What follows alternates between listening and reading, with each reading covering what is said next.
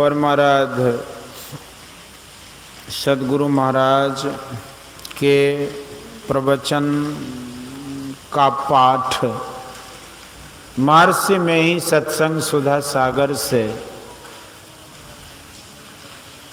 प्रवचन संख्या 313 चौथी अवस्था में जाने का यत्न। प्यारे लोगों, ईश्वर की भक्ति में 3 बातें अति आवश्यक रूप से होती है: स्तुति, प्रार्थना और उपासना।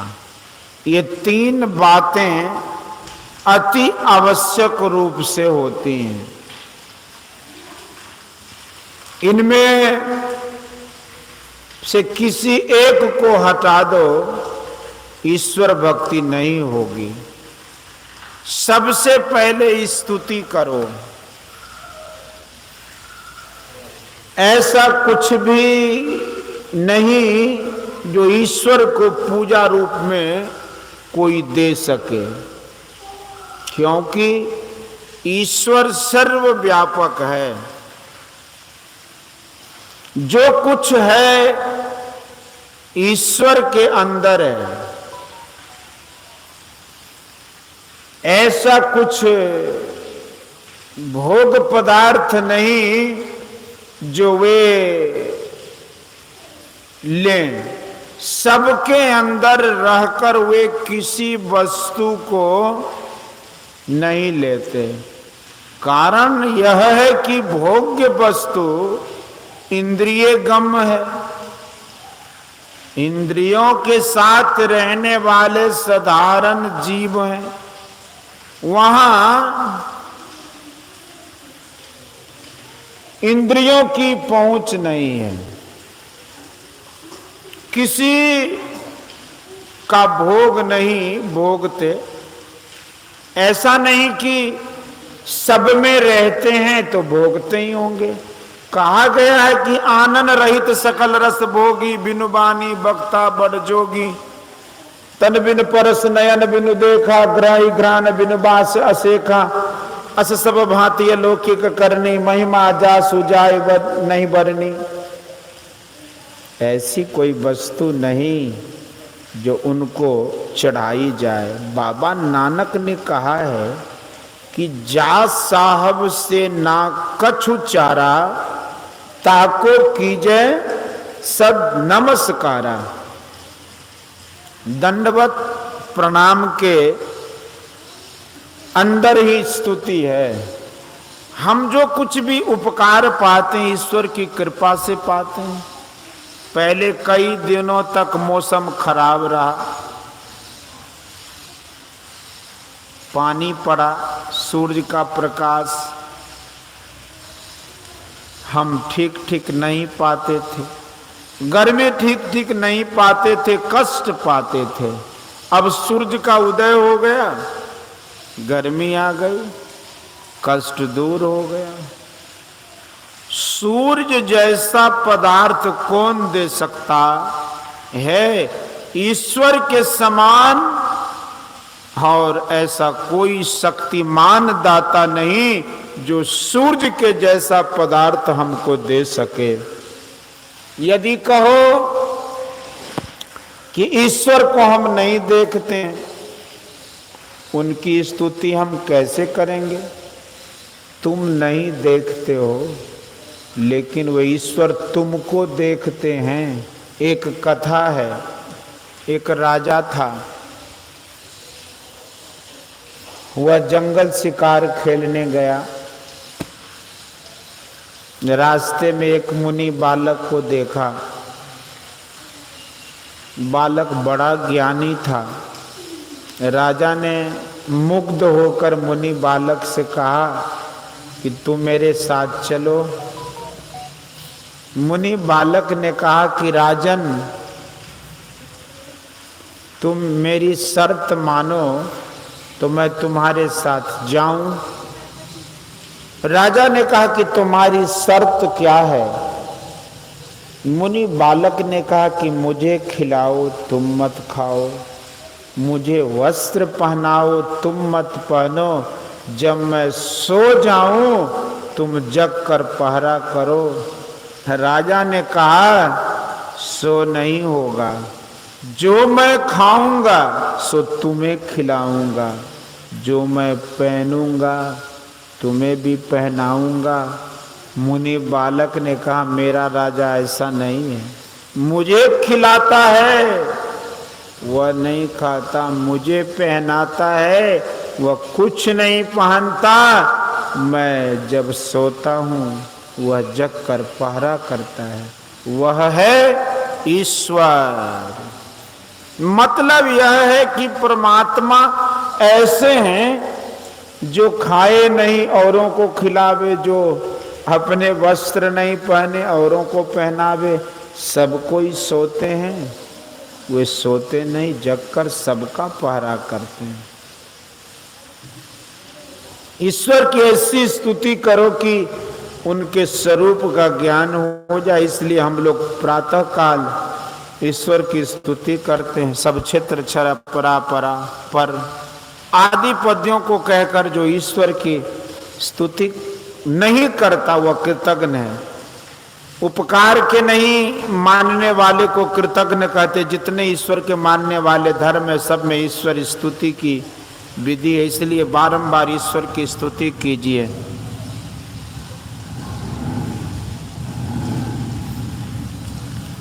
ईश्वर की स्तुति के बाद और कोई स्तुति के योग है? हाँ है, संत जन वो ईश्वर के प्रेम में रहते हैं, ईश्वर के भजन में रहते हैं और दूसरों को भी चेताते हैं, इसलिए वे भी स्तुति के योग हैं। सब राम सिंधु घन सज्जन धीरा, चंदन तरु हरि संत समीरा। राम समुद्र हैं और उनसे बादल रूप संत निकलकर ज्ञान रूप जल की वर्षा करते हैं। वो ईश्वर का भक्त बनाकर लोगों को बड़ा उपकार करते हैं, इसलिए संत भी स्तुति के योग्य हैं। इसलिए सब संतन की बड़ी बलिहारी हम लोग पढ़ते हैं। संतों में से कोई हमारे गुरु होते हैं, वे हमारा ख्याल रखते हैं कि हम भूल में न पड़ें। वे हमको साधन भजन बताते हैं, संसार की हानियों से भी बचाते और मोक्ष के लिए उपाय बताते रहते हैं, इसलिए उनकी भी स्तुति करते हैं। जो ईश्वर की, संत की, गुरु की स्तुति नहीं करते हैं वे आत्महिंसक हैं। जो अपने उपकारक की स्तुति नहीं करे वह आत्महिंसक की गति में जाता है। किसी भी धर्म संप्रदाय में अपने को मानो और उनके सिद्धांत को नहीं जानो तो किस काम का। गद्य और पद्य दोनों में हम लोग सिद्धांत को पढ़ते हैं। ईश्वर नाम का कीर्तन भी हम लोग करते हैं। अव्यक्त, अनादि, अनंत, अजय, अज आदि। लोग वर्णात्मक शब्द को ही नाम कहते हैं। शब्द वर्णात्मक भी है और ध्वन्यात्मक में भी है। ढोलक, तबले, हारमोनियम आदि की आवाजें ये ध्वन्यात्मक शब्द नहीं है, बल्कि वे आपके अंदर भी हैं। सृष्टि के मूल में जो शब्द हुआ वह ईश्वर का असली नाम है। जिस नाम से जिसकी पहचान हो वह शब्द उसका नाम कहलाता है। जिस शब्द के द्वारा ईश्वर की पहचान हो वह ईश्वर का नाम है। उसी को स्फोट, ओम, उद्गीत आदि कहते हैं। जैसा सुनने में ये सब आते हैं वैसा सुनने में वह नहीं है। जैसे ईश्वर सर्वव्यापक है वैसे उनका आदि ध्वन्यात्मक नाम भी सर्वव्यापक है। ईश्वर वाच्य है, उसका वह ध्वन्यात्मक नाम वाचक है। वह ध्वन्यात्मक शब्द एक ही है और अव्यक्त है, फिर वह ध्वन्यात्मक शब्द वाच्य है और मनुष्य भाषा के ओम, स्फोट, उद्गीत आदि वर्णात्मक शब्द कथित ध्वन्यात्मक के वाचक हैं। ईश्वर के नाम का भजन अवश्य करो, वर्णात्मक में ही रह जाओ, ध्वन्यात्मक में नहीं जाओ, यह ठीक नहीं है। और केवल ध्वन्यात्मक का ही आदर करो और वर्णात्मक का नहीं, सो भी ठीक नहीं है। दोनों का आदर करो। संतमत कोई एक महात्मा के नाम का पंथ नहीं है, सब संतों का एक ही मत है। यह संत मत की परिभाषा हम लोग रोज पढ़ते हैं। शांति, स्थिरता व निश्चलता को कहते हैं। शांति को जो प्राप्त कर लेते हैं संत कहलाते हैं। संतों के मत व धर्म को संत मत कहते हैं आदि। भजन की विधि जानकर भजन करना चाहिए, नहीं तो लोग अपने धर्म को भूल जाएंगे। ईश्वर के नाम पर जो भजन नहीं करता वह ठीक नहीं करता। प्रार्थना उसको कहते हैं कि मनुष्य को अपने सुख के लिए कुछ न कुछ इच्छा होती रहती है। अपने सुख के लिए ईश्वर से मांग करो, प्रार्थना करो। इसलिए हम लोग विनती और प्रार्थना करते हैं, उपासना कहते हैं। ईश्वर के पास हम जाएं, ईश्वर के निकट हम अपने को करें। इसके लिए जो सुमिरन व वर्णात्मक जप है उसके द्वारा ईश्वर की ओर अपने को लगाते हैं। ईश्वर के पास जाने का जरिया हम लोगों ने जाना है, जो संतों ने बताया है। आप अपने शरीर में हैं और ईश्वर भी आपके शरीर में हैं, तब ईश्वर के पास जाने के लिए हम किधर जाएं? इंद्रियों में रहकर केवल माया का ज्ञान होता है। मैं इस शरीर में हूं और ईश्वर सर्वव्यापक होने के कार्य हमारे अंदर भी हैं, तब बाहर बाहर क्यों जाओ, अंदर अंदर चलो। जैसे जागते हुए जानते हो कि हम इंद्रियों के घाटों में हैं, और स्वप्न में जाते हो तो तंद्रा में अपने को भीतर की ओर सिमटते मालूम करते हो। उस वक्त आपकी वृत्ति शरीर के बाहर नहीं, भीतर रहती है। बाहर के उस समय के ज्ञान से छूट जाते हैं जब आप भीतर में जाते हैं, अंदर अंदर यात्रा करते हैं। इससे सिद्ध होता है कि अंदर अंदर चलो तो इंद्रियों के ज्ञान से छूटते जाओगे। बाहर बाहर चलने से इंद्रियों के संग संग रहोगे, इससे तृष्णा बढ़ती जाएगी। तंद्रा में जाने से उससे अलग हो जाते हो। कोई बीमार हो जाता है तो लोग चाहते हैं कि उसको नींद हो जाए। नींद होने पर उसको मालूम नहीं पड़ता कि मैं बीमार हूँ।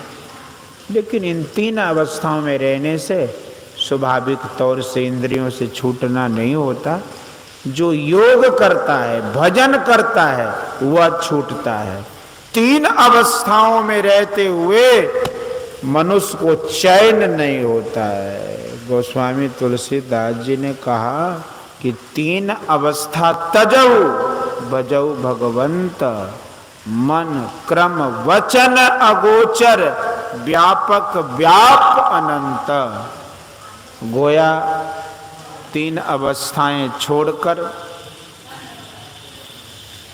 चौथी अवस्था में रहो। चौथी अवस्था में जाने का जो यत्न है वही योग है। यह सरल योग ध्यान अभ्यास लोगों के मन में होता है कि योग बड़ा कठिन है। जो काम नहीं करे वह सरल होने पर भी कठिन है। विद्यार्थी जब तक सीखते नहीं तब तक कठिन मालूम होता है, सीख लेते हैं तो सरल हो जाता है। न जोगी जोग से ध्यावे, न तपसी देह जरवावे, सहज में ध्यान से पावे, सुरत का खेल जही आवे। प्राणायाम नहीं करो, केवल ध्यान योग करो। एक तो प्राणायाम करके हठ योग करके ध्यान आरंभ करते हैं, यह कठिन अवश्य है। लेकिन कबीर साहब कहते हैं कि न जोगी जोग से ध्यावे, न तपसी देह जरवावे, सहज में ध्यान से पावे, सुरत का खेल जही आवे। इसलिए सुरत लगाने का यत्न जानो। कहाँ लगाओगे सो जानो। क्या गरीब, क्या अमीर, क्या स्त्री, क्या पुरुष, क्या विद्वान, क्या अविद्वान, सभी कर सकेंगे। थोड़ा थोड़ा करते करते यही बात बड़ी होगी। जैसे छोटा वृक्ष बड़ा हो जाता है, करो तो प्रत्यक्ष हो जाएगा। जिसको पहले अव्यक्त कहते थे वह व्यक्त हो जाएगा। स्थूल तो देखते ही हो। यदि स्थूल दृष्टि को सूक्ष्म दृष्टि गुरु की बताई विधि से करो तो सूक्ष्म दृष्टि होगी और सूक्ष्म को देखोगे। संसार में भी सुखी रहोगे और परलोक में भी साथ ही स्वराज में सुराज हो जाएगा। दुष्ट कर्म नहीं होंगे, सब आनंद और प्रेम से रहेंगे। बोलिए श्री सद्गुरु महाराज की जय। यह प्रवचन भारत की राजधानी दिल्ली में अखिल भारतीय संत मत सत्संग के 62वें महाधिवेशन के अवसर पर दिनांक 2-3-1970 ईस्वी को प्रातः काल में हुआ था।